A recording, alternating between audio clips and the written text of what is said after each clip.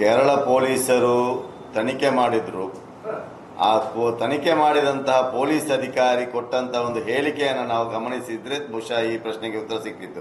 ನಾವು ಮಂಗಳೂರಿನ ಪೊಲೀಸ್ ಅಧಿಕಾರಿಗಳ ಸಹಕಾರದೊಂದಿಗೆ ಈ ಕಾರ್ಯಾಚರಣೆಯನ್ನು ನಡೆಸಿದ್ದೇವೆ ಅಂತ ಹೇಳುವಂತ ಒಂದು ಹೇಳಿಕೆ ಇದೆ.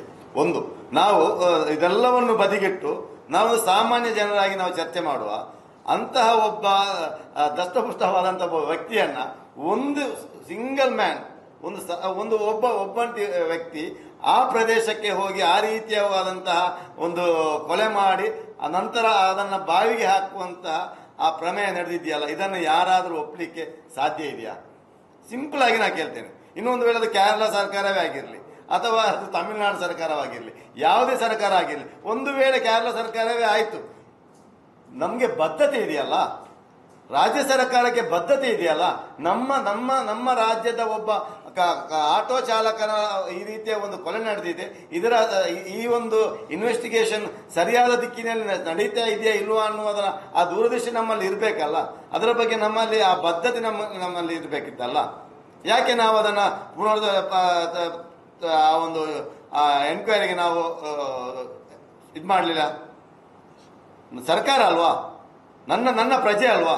ಸಿದ್ದರಾಮಯ್ಯ ಅವರವರಿಗೂ ಗೃಹ ಸಚಿವರಿಗೂ ಅವೊಬ್ಬ ಪ್ರಜೆ ಅಲ್ವಾ?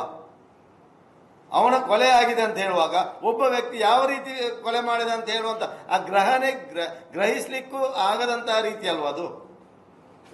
ಇವತ್ತು ನಿನ್ನೆ ಇಲ್ಲಿ ಕೊಲೆಯಾದ ಅಶ್ರಫ್ ಕೇರಳದ ಪ್ರಜೆ, ಅವರ ಸರ್ಕಾರ ಒಂದೇ ಒಂದು ಸ್ಟೇಟ್ಮೆಂಟ್ ಕೊಡಲಿಲ್ಲಲ್ಲ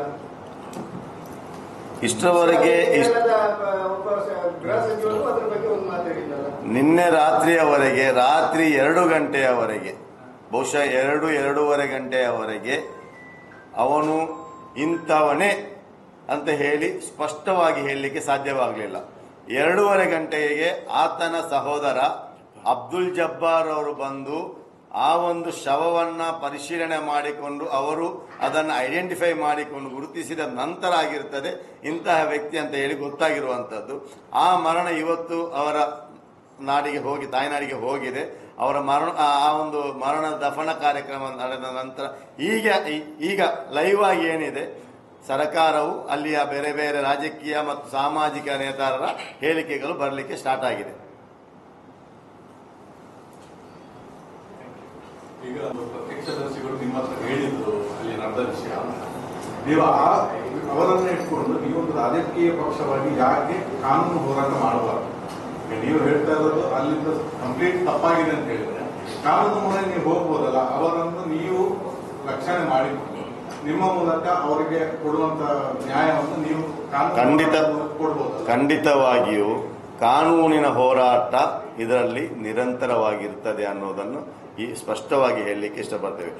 ಆ ಮೃತ ಮೊಹಮ್ಮದ್ ಅಶ್ರಫ್, ಆವತ್ತ ಮೊಹಮ್ಮದ್ ಅಶ್ರಫ್ ಅಂತ ಹೇಳಿ ಗೊತ್ತಾಗುವುದು. ಈಗ ಯಾರು ಹೇಳಿದ್ರು ಒಂದು ಹತ್ಯೆ ಆದ್ರೆ ಅಥವಾ ಒಂದು ಕೊಲೆ ಆದ್ರೆ ಅದನ್ನು ಜಾತಿಗೆ ಹಾಕ್ತೀರಿ ಅಂತ ಹೇಳಿ.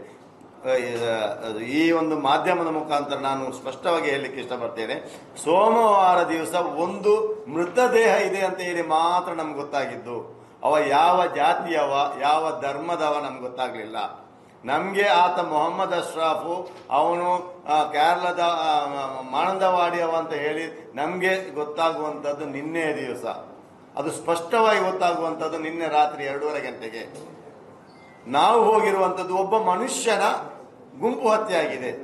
ಅದು ಮುಸಲ್ಮಾನದಂತಲ್ಲ ಅಥವಾ ಕ್ರೈಸ್ತ ಅಥವಾ ಹಿಂದೂ ಅಂತಲ್ಲ, ಒಬ್ಬ ಮನುಷ್ಯ, ಆ ಮನುಷ್ಯನ ಗುಂಪು ಹತ್ಯೆ ಆಗಿದೆ ಅನ್ನೋದನ್ನು ನಾವು ವಿರೋಧಿಸಿಕೊಂಡು ನಾವು ಈ ಕಾನೂನು ಹೋರಾಟ ನಿರಂತರವಾಗಿ ಇದರ ವಿರುದ್ಧ ನಾವು ನಡೆಸ್ತೇವೆ. ಅದನ್ನೇ ನಾ ಹೇಳಿದಲ್ಲ, ನಮ್ಗೆ ನಿನ್ನೆ ಸಂಜೆ ತನಕ ನಾವು ಧರ್ಮದ ವಿಚಾರವನ್ನ ತಂದಿಲ್ಲ. ನಾವು ತಂದಿರುವಂತದ್ದು ಒಂದು ಗುಂಪು ಹತ್ಯೆ ಈ ಜಿಲ್ಲೆಯಲ್ಲಿ ನಡೆಯಬಾರದಂತ ಒಂದು ಕಹಿ ಘಟನೆಯಲ್ಲಿ ನಡೆದಿದೆ. ಈ ಜಿಲ್ಲೆಯ ನಮ್ಮಲ್ಲಿರ್ತಕ್ಕಂತಹ ಆ ಒಂದು ಕಪ್ಪು ಚುಕ್ಕೆಯನ್ನ ಯಾರು ತಂದಿದ್ದಾರೆ ಅವರನ್ನ ಬಂಧನ ಮಾಡಬೇಕು ಅನ್ನುವಂಥದ್ದಿತ್ತು. ಅದರ ನಂತರ ಆ ಗುಂಪು ಏನಿದೆ, ಹೌದು, ಗುಂಪು ಹತ್ಯೆ ಇದೆ ಮೊದಲು. ಗುಂಪು ಹತ್ಯೆ ನೋಡಿ,